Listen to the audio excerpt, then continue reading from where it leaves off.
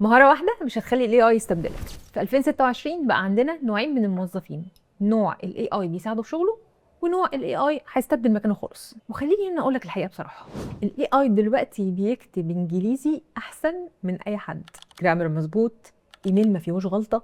لو شغلك كله قايم على ان انت بس بتكتب كويس، يبقى انت هنا حقيقي في خطر.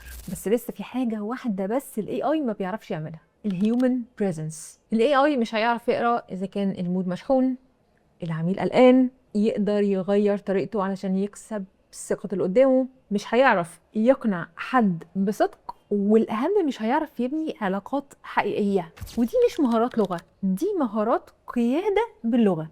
ودلوقتي السوق اتقسم بوضوح، موظف مستسلم بيخلي الاي اي يعمل كل حاجة مكانه، يكتب او يفكر، وده اول واحد هيتم استبداله خلاص. الموظف التاني هو الموظف القائد، بيستخدم الاي اي as an assistant بس بيساعده، هو اللي بيدير الميتنج، هو اللي بيدير الحوار، وهو اللي صوته مسموع. الشركات الكبيره ما بتدورش على حد يكون عارف انجليزي وخلاص، هي بتدور على حد يعرف يأثر ويقنع ويوصل فكرته بثقه. وعلشان كده البيزنس انجلش ما بقاش رفاهيه، دي مهاره بقاء.